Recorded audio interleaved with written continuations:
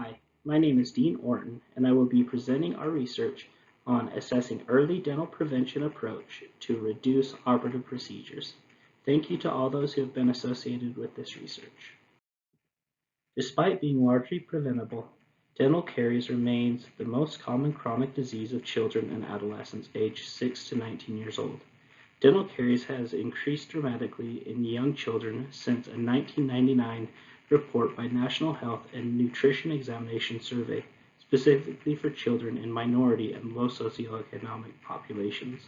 Despite efforts made by organized dentistry since the late 80s in attempting to persuade health professionals to desert the traditional approach to treat a child only when an oral disease exists, and instead to emphasize the philosophy of health promotion by preventing these oral diseases, these problems still exist.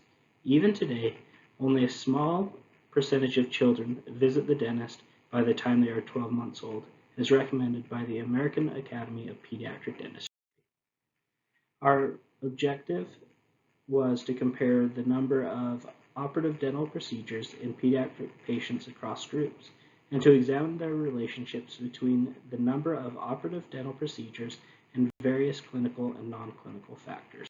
It was decided that it would be a longitudinal retrospective study using data from a privately owned single-provider pediatric dental office database.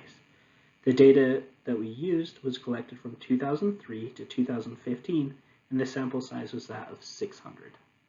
Once the data was collected and organized, descriptive statistics on age of first visit, preventative procedures, and operative dental procedures were calculated. Our groups included patients up to 4 years old. An independent samples t-test was conducted to examine the average number of operative dental procedures between younger siblings and children without siblings. We then performed Pearson correlations to examine the relationships between the average number of operative dental procedures, the age that children first visited the dentist, the average number of dental cleaning exams per year, and the number of years between the older and younger siblings first started seeing the same dentist increases. This is a chart showing our demographic characteristics, breaking down age, gender, and sibling status. Our first results were a comparison between younger siblings of existing patients and children who had no siblings. For our sample size, our obtained p-value demonstrates there was no significant difference between these two groups. We also compared the age of the patient's initial visit versus the number of operative procedures.